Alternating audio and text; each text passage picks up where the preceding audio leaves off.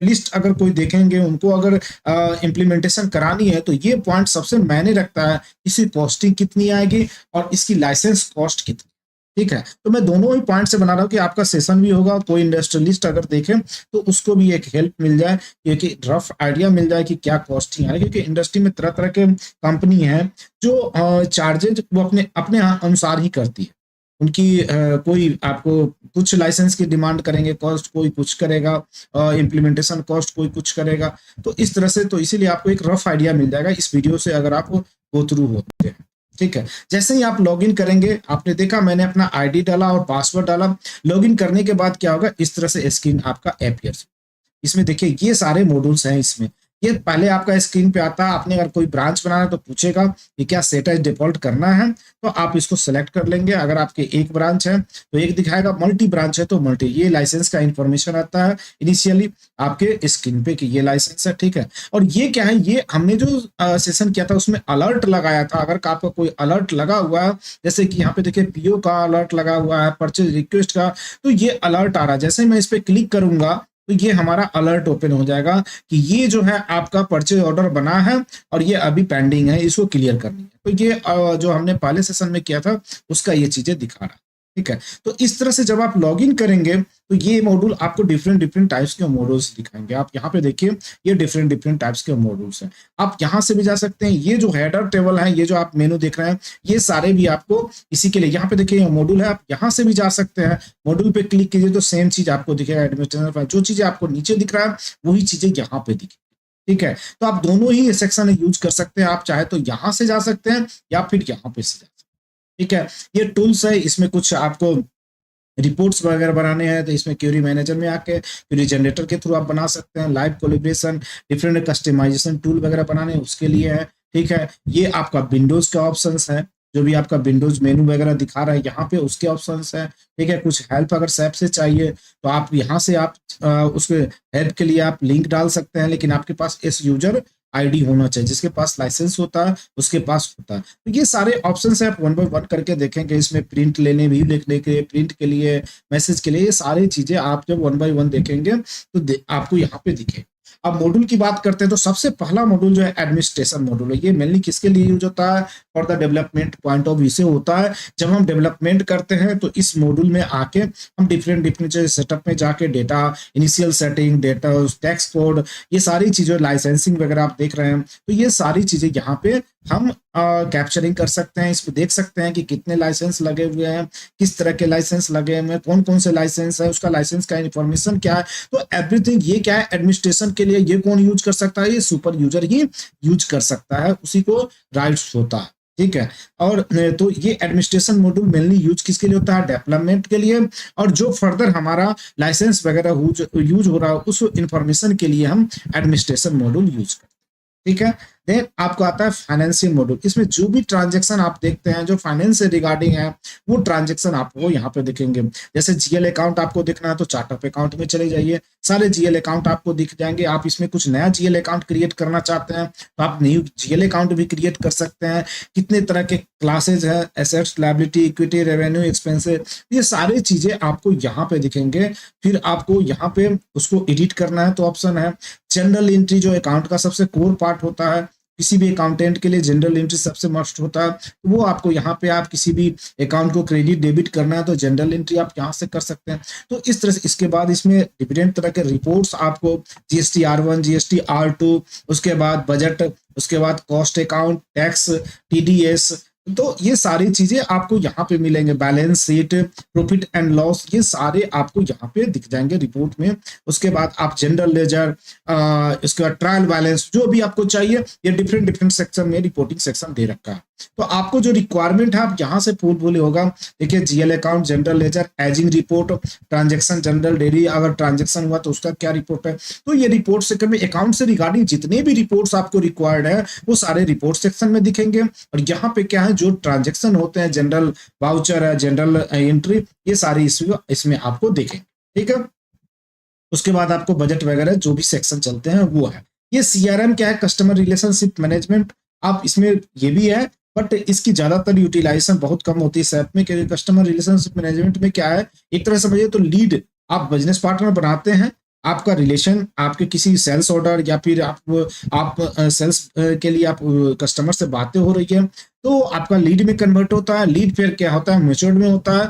तो वहां पे ये चीजें दिखाते रहता है कि अपॉर्चुनिटी में जब आएंगे तो ये दिखाया कितना परसेंट आपका लीड अपॉर्चुनिटी में कन्वर्ट हुआ है। तो ये डेटा भी कैप्चरिंग करने के लिए कि आपका अगर कोई कस्टमर है जिससे की बातें चल रही है, आपने उसे कॉल किया, क्या एक्टिविटी हुई, अभी उसकी प्रोसेसिंग डे टू डे क्या चल रहा है, फर्स्ट कॉल में क्या हुआ, सेकंड में क्या हुआ, थर्ड में क्या हुआ, वो बिजनेस में कन्वर्ट हो रहा है कि नहीं हो रहा है, कितना परसेंट बिजनेस में कन्वर्ट हुआ, क्या उसकी चांसेज है, वो सारी चीजें आप सीआरएम अपॉर्चुनिटी में कन्वर्ट कैप्चर कर सकते हैं।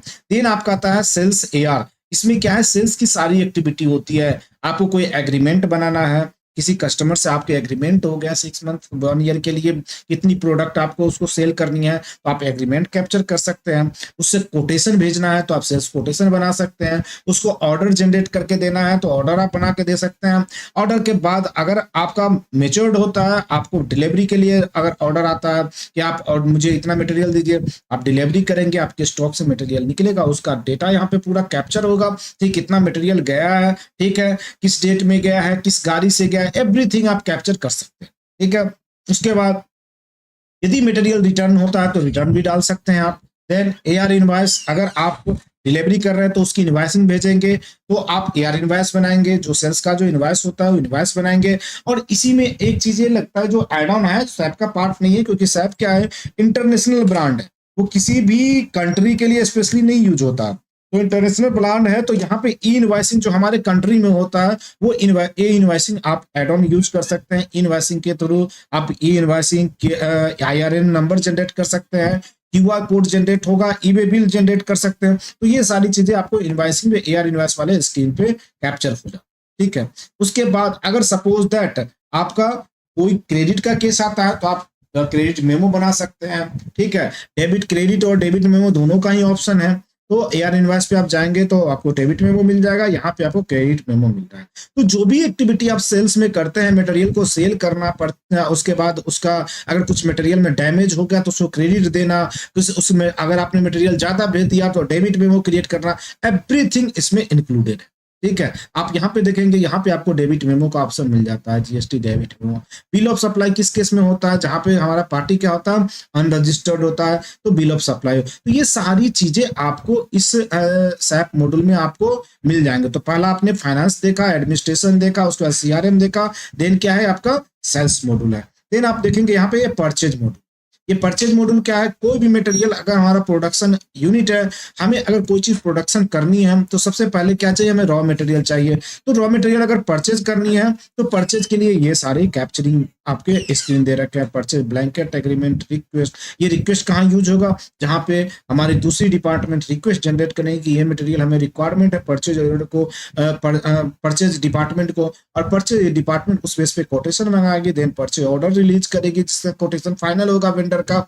एंड देन मटेरियल जब आएगा तो जीआरपीओ होगा, जीआरपीओ और एमआरएन सेम ही होता है, मटेरियल रिसीव नोट्स और गुड्स रिसीव परचेज ऑर्डर दोनों सेम ही है, ये चीजें होगी। ठीक है, अगर मटेरियल हमारा डैमेज मिला है तो गुड्स रिटर्न होगा। देन आपका AP invoice and AP debit memo, credit memo, जैसे आपने सेल्स में देखा उसी हिसाब से आपका यहाँ पे होता है। एंड देन आपका इसमें लैंडेड कॉस्ट, अगर सपोज दैट आप कोई मटेरियल बाहर से मंगा रहे हैं जो आपका इंपोर्ट हो रहा है तो आप लैंडेड कॉस्ट भी कैप्चर कर सकते हैं। डिफरेंट डिफरेंट ब्रोकर अगर आपका यूज हो रहा है तो अलग अलग ब्रोकर के लिए आप लैंडेड कॉस्ट कैप्चर कर सकते हैं ऑन द बेसिस ऑफ जीआरपीओ और on the basis of AP invoice. ठीक है, एंड इसके बाद अब जब आती है वो आता है आपका बिजनेस पार्टनर। बिजनेस पार्टनर और आइटम मास्टर, ये सबसे मेन पार्ट होता है आपके जो ईआरपी, कोई भी ईआरपी हो इसके लिए। बिजनेस पार्टनर क्या है कि आपके जो बिजनेस पार्टनर होंगे वो आपका कस्टमर, वेंडर एंड एक लीड कहलाता है। लीड क्या है कि अभी आपका कैप्चर नहीं हुआ है, आपका जो बिजनेस है वो 100%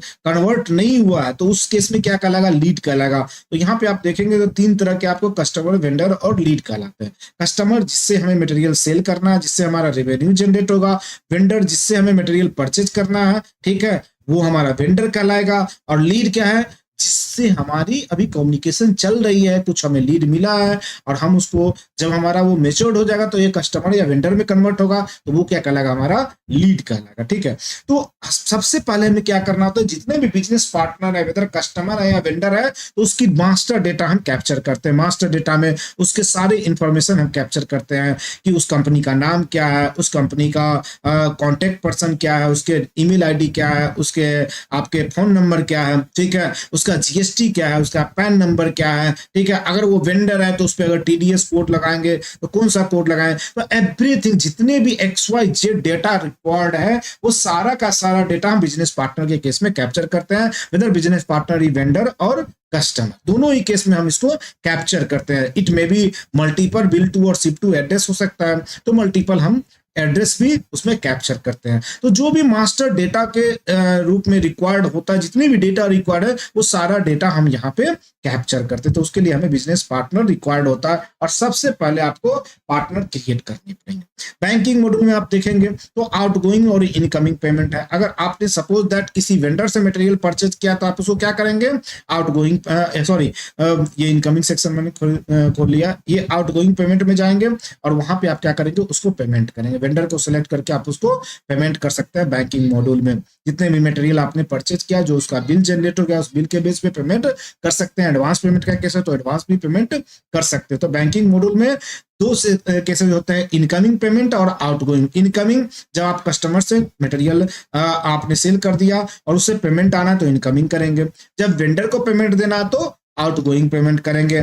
payment section different payment section है, इसमें चेक है, क्रेडिट कार्ड है, बैंक है और उसके बाद आपका कैश है। तो ये डिफरेंट मोड्स ऑफ आप पेमेंट कर सकते हैं, cheque, bank transfer, credit card and cash. ठीक है, तो ये सारे मोड्स हैं जिसके थ्रू आप बैंकिंग मॉड्यूल यूज करके आप पेमेंट कर सकते हैं। तो ये बैंकिंग मॉड्यूल में आ गए। फिर आप आते हैं इन्वेंट्री। इन्वेंट्री में सबसे पहले आता है आइटम मास्टर। जैसे आपने बिजनेस पार्टनर कस्टमर आपने बनाया और लीड बनाया, उसी तरह से आपको क्या करना होता है, आइटम मास्टर बनाना पड़ता है। मास्टर, ये जो आइटम मास्टर होंगे मे बी रॉ मटेरियल हो सकता है, फिनिश गुड हो सकता है, सेमी फिनिश हो सकता है, कंज्यूमेबल आइटम हो सकते हैं। तो जितने भी आइटम्स होंगे उसके एक मास्टर क्रिएट होंगे कि ये आइटम इस कैटेगरी का है, ठीक है, इसके यूनिट ऑफ मेजरमेंट परचेज के लिए ये यूज होगा, इन्वेंटरी के लिए ये यूज होगा। तो XYZ जितने भी डाटा रिक्वायर्ड है वो सारी चीजें क्या होगा, इस मास्टर पे कैप्चर होगा एंड फर्दर ऑन जब हम ट्रांजैक्शन करेंगे तो इसको यूज कर सकते हैं। इन्वेंटरी ट्रांजैक्शन में आपको किसी एक वेयरहाउस से दूसरे वेयरहाउस में कुछ मटेरियल को ट्रांसफर करना है तो वो कर सकते हैं। मटेरियल आपको गुड्स इशू करना है तो आप वो कर सकते हैं इन द कंपनी। आपको किसी डिपार्टमेंट से मटेरियल को रिसीव करना है तो वो कर सकते हैं। तो ये सारी चीजें आपको रिपोर्ट सेक्शन में इन्वेंटरी ऑडिट रिपोर्ट मिलेगा आपको, जिससे आप ये पता कर सकते हैं कि कोई भी मटेरियल हमारे इन हाउस कब आया और हमारे वेयरहाउस से कब आउट हुआ है। तो इच एंड एवरीथिंग आपको वहां पे मिलेगा। पिक एंड पैक आप स्लिप निकाल सकते हैं कि अगर आप डिलीवरी कर रहे हैं या फिर इशू कर रहे हैं कोई मटेरियल तो उसकी आप डिटेल अपने जो प्रिंट आउट निकलता है और बॉक्स पे हम स्टिक कर देते हैं तो वो निकाल सकते हैं। आइटम के डिफरेंट एक ही आइटम के डिफरेंट प्राइस आप मेंटेन कर सकते हैं प्राइस लिस्ट के through. Numbers of price list आपको मिलेंगे। एक आइटम ए है और उसी का किसी कस्टमर के लिए 10 रुपीज प्राइस है, किसी कस्टमर के लिए 20 रुपीज प्राइस है। तो डिफरेंट प्राइस आप उसमें मेंटेन कर सकते हैं। ठीक है, तो इन्वेंट्री में लॉट्स ऑफ फीचर्स हैं जो आप इसमें देखेंगे वो इन्वेंट्री मॉड्यूल्स में होंगे। ठीक है, ये रिसोर्स क्या है, रिसोर्स आपका मेनली क्या है, मैन पावर, मशीन। आप रिसोर्स मास्टर भी मेंटेन कर सकते हैं। सपोज दैट आप प्रोडक्शन कर रहे हैं, कोई मशीन आपके 5 मिनट के लिए एक आइटम को प्रोडक्शन करने के लिए यूज हो रहा है, उसकी कॉस्टिंग 10 रुपीज आ रही है तो बॉम्ब में आप उसको भी मेंटेन कर सकते हैं। अगर आपका मैन पावर है, अगर आप HR सॉफ्टवेयर नहीं यूज कर सकते हैं, कर रहे हैं तो आप उसको भी कैप्चर कर सकते हैं कि उस आइटम को, कोई पार्टिकुलर आइटम को बनाने में वो मैन पावर कितने देर यूज हुआ है, ठीक है, और उसकी कॉस्टिंग कितनी आ रही है। तो पार्टिकुलर बॉम्ब जब आप बनाए, बिल ऑफ मटेरियल जब आप बनाए किसी FG आइटम के लिए तो आपको सारे कैलकुलेट हो जाएगा कि उसका एक्चुअल प्रोडक्शन कॉस्ट क्या हो रहा है। सपोज दैट कि मैं एक पेन बना रहा हूं, ठीक है, उस पेन को बनाने में एक मेरा जो मैन पावर है वो 2 मिनट्स यूज हो रहा है और उसकी कॉस्टिंग 10 रुपीज आ रही है। ठीक है, तो उस मटेरियल, जितने भी मटेरियल आपका पेन को बनाने में यूज हो रहा है उसके साथ साथ मैं मैन पावर को इंक्लूड करूंगा तो हमारा एग्जैक्ट कॉस्ट उस पेन को बनाने का निकल के आएगा। तो इसलिए रिसोर्स मास्टर है, रिसोर्स कैपेसिटी है कि उसकी वर्किंग कैपेसिटी कब से कब तक है, कितनी है, कितने आवर वो पूरे वीक में करता है, पूरे मंथ में काम कर सकता है, ये सारी चीजें इसमें आती है। उसके बाद आपका आता है प्रोडक्शन मॉड्यूल। प्रोडक्शन मॉड्यूल में जो भी मटेरियल्स है जो बनने हैं उसके bill of material, bill of material क्या होता है वो चीजें हम लेटर हम डिस्कस करेंगे। एक बम डिफाइंड होता है, कोई भी फाइनल जो फिनिश गुड आइटम बनता है उसके लिए बिल ऑफ मटेरियल बनता है कि एक पेन को बनाने में क्या क्या मटेरियल रिक्वायर्ड होता है, कैप रिक्वायर्ड होता है, उसके बॉडी रिक्वायर्ड होता है, रिपिल रिक्वायर्ड होता है, उसकी तो जो भी एक्स वाई जेड रिक्वायर्ड हो तो पहले हम डिफाइन कर देते हैं कि सिंगल पीस बनाने में कितने होते हैं, एंड देन हम प्लान करते हैं कि अगर 1000 पीस बनाना है या मोर देन 1000 बनाना है तो उसके हिसाब से हमें कितने मटेरियल रिक्वायर्ड होंगे। ठीक है, और उस रिक्वायरमेंट को हम भेजते हैं अपने परचेज डिपार्टमेंट के पास। Purchase department raw material purchase करती है, देन हम लोग प्रोडक्शन ऑर्डर जनरेट करते हैं, प्रोडक्शन ऑर्डर को प्लान करते हैं, एग्जीक्यूट करते हैं, देन हमारा प्रोडक्शन कंप्लीट होता है। प्रोडक्शन के लिए इशू होता है मटेरियल आपके वर्क हाउस से, फिर रिसीव्ड होता है मटेरियल आपका फिनिश गुड में, इन बिटवीन क्यूसी भी होता है। तो ये सारी चीजें आपको प्रोडक्शन मॉड्यूल में दिखेंगे। ठीक है, प्रोडक्शन मॉड्यूल के बाद आता है आपका एमआरपी, मटेरियल रिक्वायरमेंट प्लानिंग। जो मटेरियल रिक्वायरमेंट प्लानिंग है उसको फॉरकास्टिंग पढ़ते हैं। फॉरकास्टिंग में क्या होता है कि हम फ्यूचर के लिए प्लान कर रहे थे कि अपकमिंग 6 मंथ के लिए हमें कितनी रिक्वायरमेंट होगी बैक के सिनेरियो देख के, या फिर सेल्स ऑर्डर जो आपके पास आ रहे हैं उस सेल्स ऑर्डर के बेस पे भी आप मटेरियल को रिक्वायरमेंट प्लान कर सकते हैं कि सपोज दैट आपके पास 1000 पीस का रिक्वायरमेंट आ गया है जो हमें किसी कस्टमर को चाहिए, तो उसके बेस पे आप मटेरियल रिक्वायरमेंट प्लानिंग कर सकते हैं और फिर देन प्रोडक्शन को एग्जीक्यूट कर सकते हैं। यह है सर्विस मॉड्यूल। सपोज दैट आप कोई इलेक्ट्रॉनिक्स आइटम बना रहे हैं और वारंटी दे रहे हैं, वारंटी में उसकी सर्विसिंग करते हैं, तो सर्विस मॉड्यूल में आप उसके डिटेल्स वगैरह डाल सकते हैं कि सर्विस कॉल क्या था, जो उसके क्या डिफेक्ट आया जिसके लिए कॉल आया, इक्विपमेंट कार्ड उसका बनेगा पर्सनल। ठीक है, एंड देन उसके बाद उसके क्या क्या एक्टिविटी है सारी चीजें उस पर कैप्चर होंगे, एंड फाइनली आप उसको सर्विस को फाइनल जब आप रिपेयर करके मटेरियल रिटर्न करेंगे तो सारी चीजें एक्टिविटी यहाँ पे कैप्चर होंगे, ताकि आपको पता चले कि उसकी वारंटी जो है वैलिड वारंटी है या वारंटी लैप्स हो गया है, तो उस हिसाब से आप प्लान कर सके उसकी कॉस्ट क्या है। ठीक है, ये ह्यूमन रिसोर्स है, इसमें बहुत छोटा सा मॉड्यूल दिया है, इसमें ज्यादा है नहीं, क्योंकि सभी क्या होता है ज्यादातर जो कंपनी होते हैं एचआर अलग ही सॉफ्टवेयर यूज कर सकते, तो इसमें मैं जाना भी नहीं चाहूंगा। इसमें मास्टर लिस्ट है, टाइम सीट है। ठीक है, टाइम सीट है कितने बजे आता है, और लास्ट में क्या है आपका रिपोर्ट सेक्शन है जिसमें कि कुछ रिपोर्ट्स जो आपको ऊपर मैंने बताया था वही सारे रिपोर्ट्स इसमें डिफरेंट डिफरेंट वैरायटी के रिपोर्ट्स दिखेंगे। तो ये पूरा सैप बिजनेस वन का ओवरव्यू है जो मैंने आपको अभी दिया है। अब मेन चीज जो आते हैं वो है लाइसेंस। ठीक है, तो अभी अगर मैं आपको लाइसेंस दिखाऊं तो इसमें एक ही लाइसेंस लगा है, वो क्या है, प्रोफेशनल लाइसेंस है। अगर आप यहाँ पे लाइसेंस देखेंगे तो लाइसेंस एडमिनिस्ट्रेशन में आइए, तो यहाँ पे अगर आप देखेंगे तो एक ही लाइसेंस दिखेगा। क्यों? क्योंकि हमारे पास एक ही लाइसेंस है, प्रोफेशनल लाइसेंस। यहाँ पे देखिए सैप बिजनेसमैन प्रोफेशनल यूजर, अभी एक ही लाइसेंस है मेरे पास। लेकिन लाइसेंस कितने तरह के होते हैं? लाइसेंस 4 तरह के होते हैं सैप बिजनेसमैन के। एक होता है आपका लिमिटेड लॉजिस्टिक, दूसरा होता है लिमिटेड फाइनेंशियल। ठीक है, उसके बाद होता है आपका सीआरएम, एंड फोर्थ वन क्या होता है आपका SAP business one professional user. Professional user को 100% राइट्स होता है, कोई भी मॉड्यूल्स वो यूज कर सकता है, कहीं भी जाके कोई भी ट्रांजेक्शन कर सकता है, वो किसी भी मॉड्यूल को यूज करता है, 100% राइट्स होता है। इसकी कॉस्टिंग जो आती है वो होता है वो 1.3 लाख के आसपास होता है प्रोफेशनल यूजर की कॉस्ट। ठीक है, अब रही बात कि अगर आप बल्क में लाइसेंस ले रहे हैं, बल्क में कहने का मतलब कि आपके ज्यादा यूजर है, 30 है, 40 है, या फिर 100 है, 120 है, 200 यूजर है, तो उस केस में क्या होगा, जितना ज्यादा बल्क में लाइसेंस लेंगे उतनी परसेंट आपको कंपनी डिस्काउंट देंगे। ये डिस्काउंट वो भी 40% से आपका 50% भी हो सकता है, डिपेंडिंग ऑन कि बल्क में आप कितने आप लाइसेंस परचेज कर। ठीक है, यदि आपके लाइसेंसेस कम होंगे तो डिस्काउंट उसी हिसाब से कम होगा, कॉस्ट आपका 1.35 के आसपास जो है उसी के आसपास मिलेगा।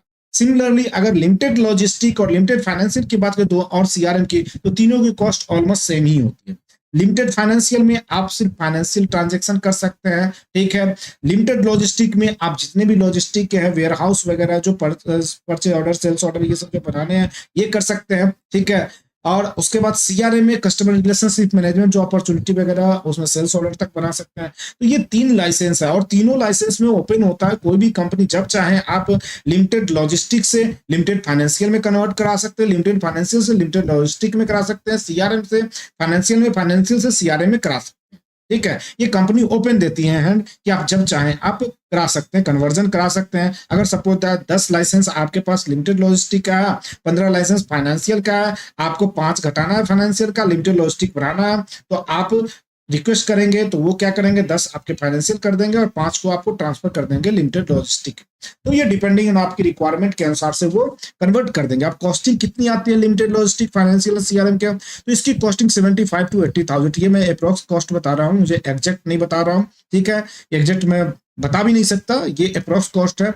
और डिस्काउंट उसी हिसाब से आपको मिलते हैं जिस हिसाब से आपके बल्क में लाइसेंस परचेज होते हैं। तो जो भी इंडस्ट्रियलिस्ट है, जो भी मीडियम क्लास के लोअर सेगमेंट की कंपनी है जो SAP बिजनेस वन इंप्लीमेंटेशन कराना चाह रहे हैं, तो ये कॉस्ट इस हिसाब से आती है। और आपके डिस्काउंट जो ऑफर होंगे depending on numbers of licence की, कितने लाइसेंस आप परचेज कर रहे हैं।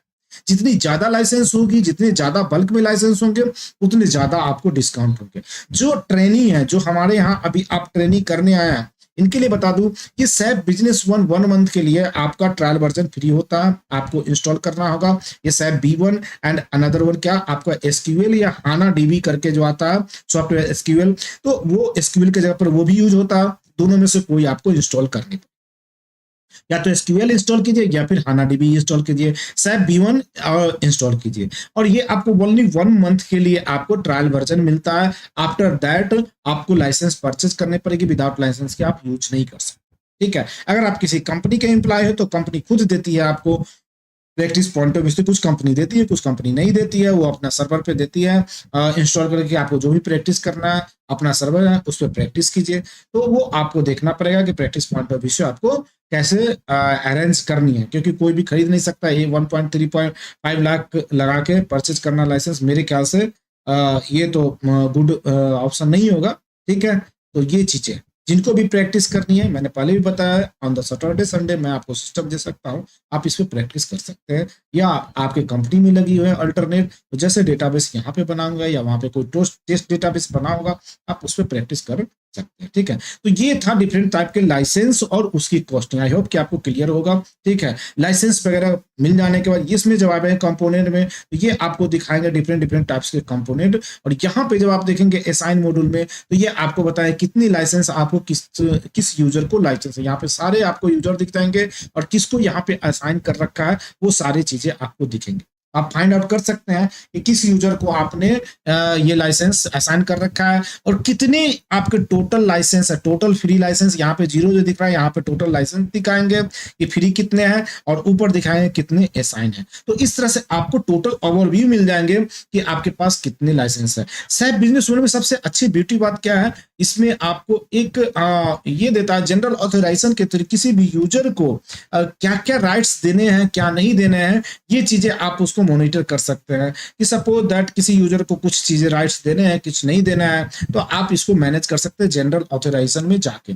जनरल ऑथराइजेशन में जाइए और उसको जो राइट्स देने हैं उसी राइट्स को यहाँ पे आप उसको व्यू राइट दे सकते हैं, या फिर उसको ऑल एडिट राइट भी दे सकते हैं। तो वो डिपेंड करता है कि किस तरह का यूजर है, उस हिसाब से आप उसको राइट्स दे सकते हैं, ठीक है। अगर आप चाहते हैं कि वो यूजर कुछ पार्ट को देखे ही नहीं, तो वो देख ही नहीं सकता। जैसे कि अगर प्रोफेशनल यूजर होगा तो वो सब कुछ देखेगा, उसके पास देखिए सारे राइट्स होंगे। अगर वो दूसरा कोई यूजर होगा, अगर उसके पास लाइसेंस किसी और का, तो ये सभी एडिटेबल होगा। आप जिसको जहाँ फुल ऑथराइजेशन देख रहे हैं वहां पर फुल नहीं दिखेगा, यहाँ पे आप जो राइट्स देंगे वही दिखेगा, पार्शियल दिखेगा, ठीक है, या व्यू दिखेगा। जिस तरह से आप राइट देंगे वो चीजें आप इसमें कर सकते हैं। तो मॉनिटरिंग इसमें होती है। इसमें अप्रूवल लगा सकते हैं आप कि किस राइट्स, किसी को अगर कोई डॉक्यूमेंट्स बना रहा है और उसका फाइनल अप्रूवल हो तभी वो आगे प्रोसीड हो, तो आप अप्रूवल भी लगा सकते हैं।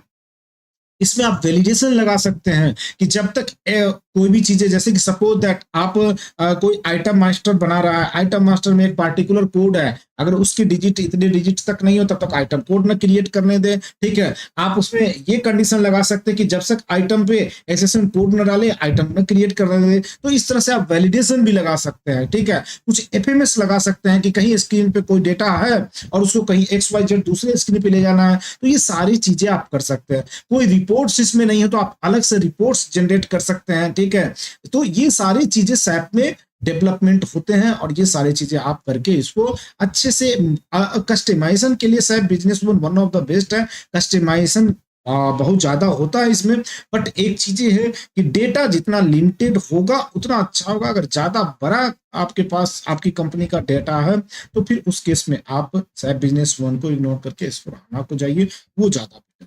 ठीक है। इम्प्लीमेंटेशन अगर की बात देखें तो इम्प्लीमेंटेशन के जो फेज होते हैं आपके 3 फेज होते हैं। पहले आपका सबसे पहले तो आपका रियलाइजेशन होगा कि आपकी प्रोजेक्ट की क्या रिक्वायरमेंट है ये, ठीक है। उसके बाद उसकी रिक्वायरमेंट गैदरिंग होगी। देन आप पहले तो फाइंडिंग रिक्वायरमेंट गैदरिंग, देन आपका real development and realisation, and finally क्या होता है, गो लाइव होता है। तो इस तरह से वो प्रोजेक्ट चलता है। और डिपेंडिंग ऑन कि आपकी रिक्वायरमेंट क्या है उस बेस पे उस प्रोजेक्ट का ड्यूरेशन फिक्स होता है कि कितने दिन में आपका प्रोजेक्ट आपका लाइव होगा। ठीक है। और लाइव होने से पहले नंबर्स ऑफ एक्टिविटी होते हैं जो करने होते हैं, जो सारे एक्टिविटी हम क्या करेंगे, कमिंग सेशन जो हमारा चलेगा टुमारो से, उसमें हम देखेंगे। तो वन बाय वन हम स्टेप उसमें करेंगे। सबसे पहले हम कल न्यू डेटाबेस क्रिएट करेंगे कि कैसे डेटाबेस क्रिएट करते हैं। ठीक है। उसके बाद उसके पोस्टिंग पीरियड वगैरह बनाएंगे। देन हम वन बाय वन चीजें को एग्जीक्यूट करेंगे कि कैसे हमारा सेशन जो चलेगा एज पर द रिक्वायरमेंट, जो हमारी इंडस्ट्री की जो रिक्वायरमेंट होती है उस हिसाब से हम वन बाय वन एक्टिविटी करते जाएंगे। और जिस दिन ये सारे एक्टिविटी हो जाएंगे, ट्रांजेक्शन हो जाएगा, रिपोर्टिंग हो जाएगी, उस दिन आपके सेशन कंप्लीट हो जाएंगे। तो ये कंप्लीट ट्रेनिंग का प्रोसेस होगा कि हम जैसे इंडस्ट्री में इंप्लीमेंटेशन करते हैं उसी तरह से यहाँ पे इंप्लीमेंटेशन करते हैं करेंगे। ठीक है। एक एक चीजें हम उसी तरह से उठाएंगे, उसी तरह से डेटा लेंगे और चीजों को बनाएंगे। हैंड ऑन मैं कुछ चीजें आपको बना के दिखाऊंगा और आपसे ही बनवाऊंगा कि आप ऐसे कीजिए वैसे कीजिए। जितने भी लोग होंगे ज्वाइन जो करेंगे सभी लोग इसमें कंट्रीब्यूट करेंगे। और सभी लोगों से रिक्वेस्ट है कि आप अपने लैपटॉप के साथ बैठे। ये नहीं कि मेरे पास लैपटॉप नहीं है, मेरे पास इंटरनेट नहीं है, वो आपका लॉस है, मेरा लॉस नहीं है। क्योंकि मैं जो चीजें एक्टिविटी कराऊंगा आप करेंगे, हैंड ऑन करेंगे, तभी आप चीजें सीखेंगे। और मेरा भी यही मोटिव है कि आप अगर कुछ सीखेंगे, कुछ अच्छे जगह पे जाएंगे तो भी मेरे लिए बेनिफिशियल होगा, ताकि कल आप रिकमेंडेट करेंगे किसी को कि वहां पे मैंने ट्रेनिंग लिया था, आप वहां से ट्रेनिंग लो। तो मेरा आपसे यही रिक्वेस्ट है कि सभी लोग अपने लैपटॉप और अच्छी इंटरनेट के साथ कनेक्ट करें मुझे। ठीक है। और हैंड ऑन जैसे मैं करता जाऊं वैसे आप काम करें। ये नहीं कि मैं थका हूं, ऑफिस से आया हूं, मैं अभी नहीं कर पाऊंगा सर, कल देख लूंगा, ये करूं। ये चीजें जो मैंने फेस किया है अभी, वो चीजें नहीं होना चाहिए। आप एनर्जेटिक बन के आइए। आप जैसा कि 9:30 से होगा, आप ऑफिस से अगर 8 बजे आ रहे हैं 1 घंटा रिलैक्स कीजिए। आप जो भी ब्रेकफास्ट वगैरह करना है करके रिलैक्स होके तब आप, ताकि हम इंड करे session then go to the bed. ठीक है।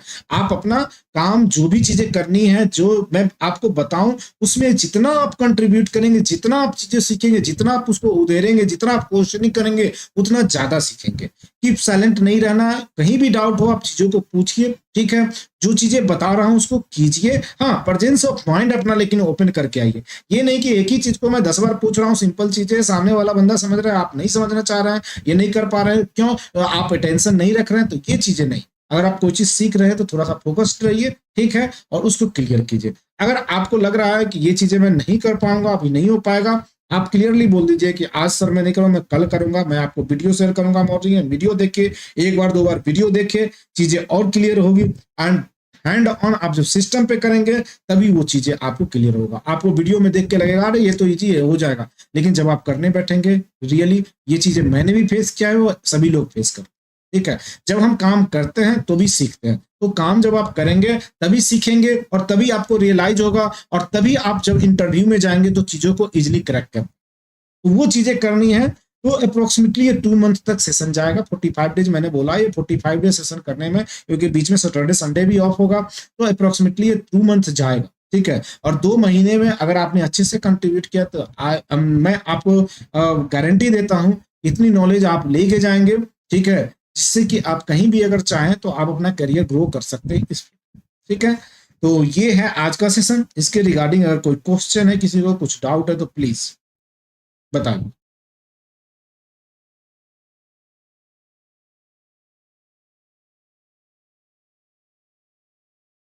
नहीं है तो एक इंट्रोडक्शन सेशन हो जाए।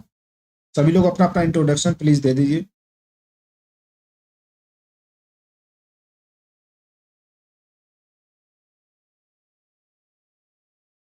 1 बाय 1 माइक ऑन कीजिए और प्लीज इंट्रोडक्शन, अपने बारे में बस नेम और कहाँ वर्किंग है, क्या आपका बैकग्राउंड है, एजुकेशन है, बस इतना बताइए, ज्यादा कुछ नहीं।